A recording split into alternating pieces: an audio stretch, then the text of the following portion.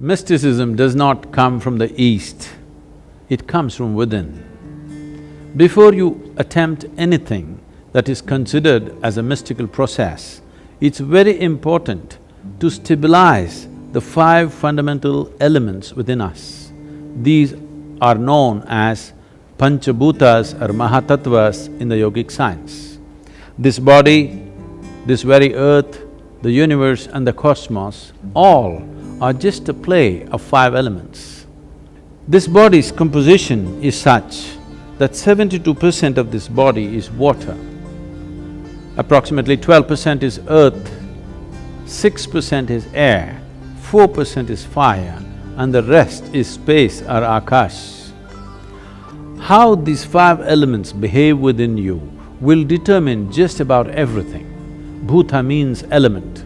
Bhuta Shuddhi means to become free from the taint of elements or to cleanse the element. It means to become free from the physical nature.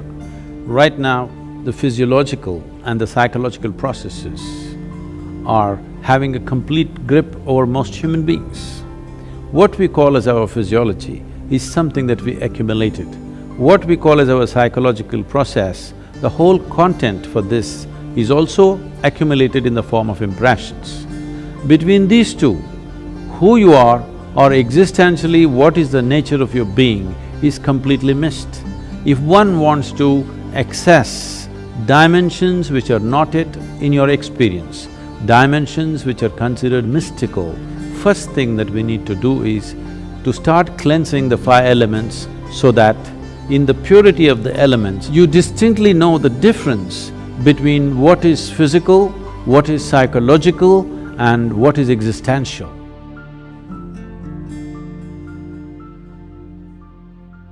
There is substantial evidence today to show that water has a great sense of memory.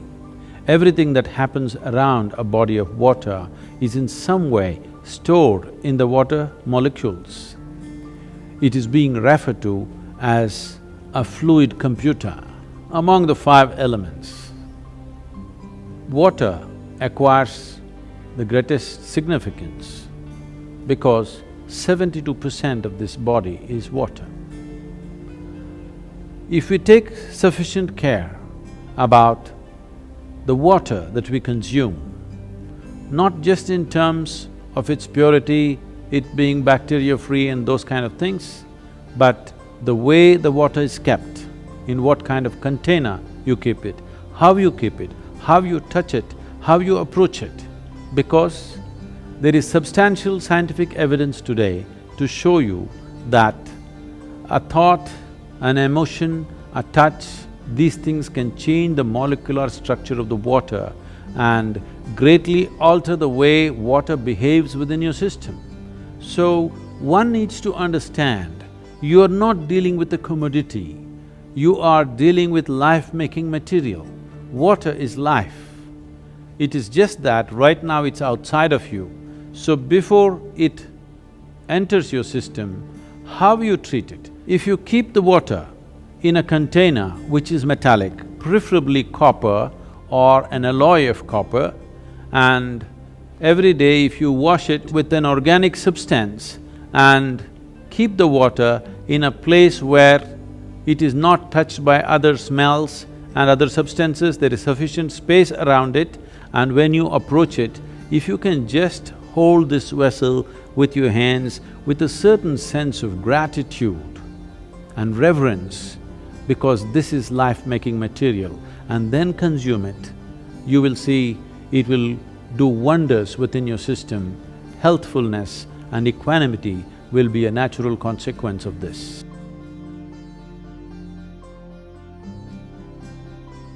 The soil that you walk upon has a certain sense of intelligence and memory. So even if you happen to live in a concrete jungle, it is important to keep in touch with the earth upon which you live.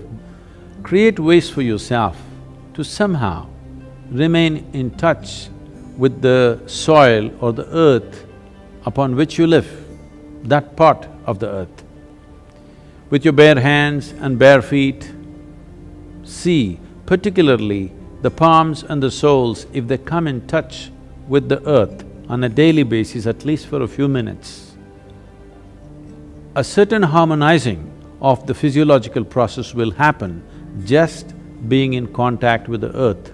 If you spend at least a few minutes in your garden, barefooted, touching plants or trees, because this is the basis of your life.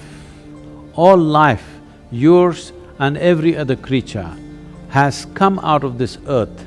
Stay in touch with it and harmonize your system.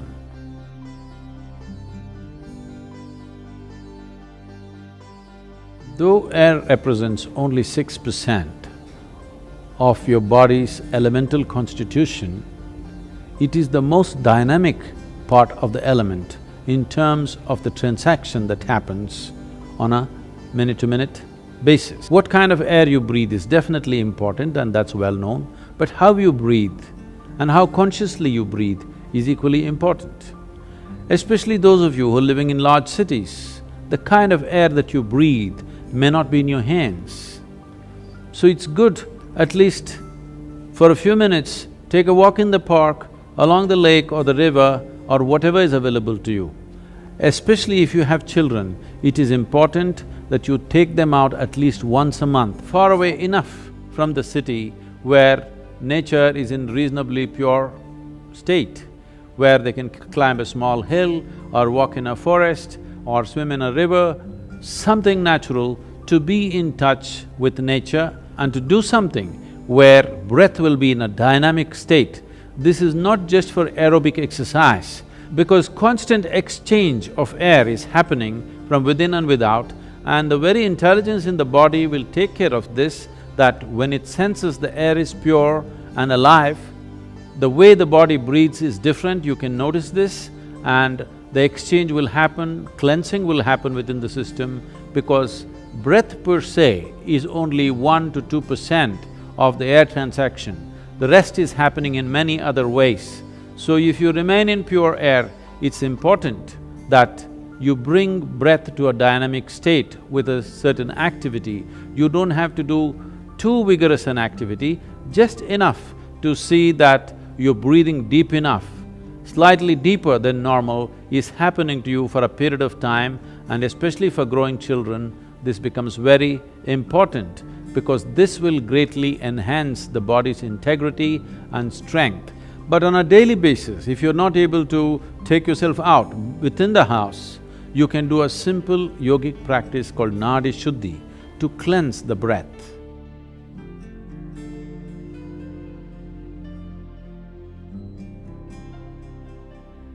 Fire accounts for 4% of your elemental makeup. What kind of fire burns within you? Is it the fire of greed, hatred, resentment, anger, lust, love, compassion? If you take care of that, once again, your physical and mental well-being is well taken care of.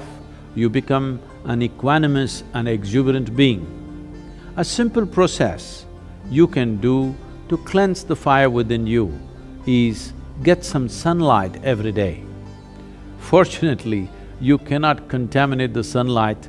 Though we have contaminated every other element, sunlight has remained pure, make best use of that. If you wish to use fire, you can light a fire with an organic substance like straw or firewood without any oil, and stand facing the fire with your hands open and keep your eyes open for 3 minutes, then stand with your back to it, exposing your spine for 3 minutes. This will cleanse your aura and bring about a new sense of resurgence in the system. This is to rekindle and reconnect the fire within with the fires outside.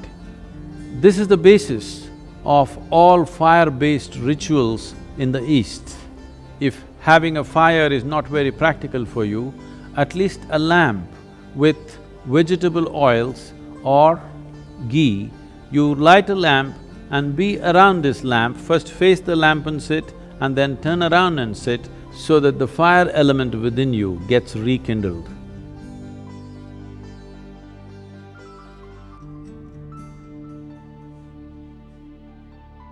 The fifth and the most expansive dimension of the elemental composition is Akash or etheric space.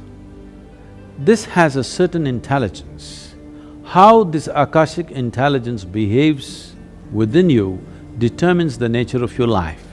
The nature, quality and the power of your life essentially is determined by how much access can you find into the Akashic intelligence. As I said, this is an expansive part of the elemental composition. That means there is no limit. There is only that much water, there is only that much air, that much earth and that much fire. But the Akashic dimension is a limitless possibility. If you find access in a limitless manner, both your perception and intelligence can grow. One simple process you can do to find more access to Akash or the Akashic intelligence is, after sunrise, before the sun crosses a 30-degree angle, you look up at the sky once and bow down to Akash for holding you and this planet in place. After the sun crosses 30 degrees, sometime during the day, any time, look up and bow down again. After the sunset, within the 40 minutes after sunset, look up at the sky and once again bow down.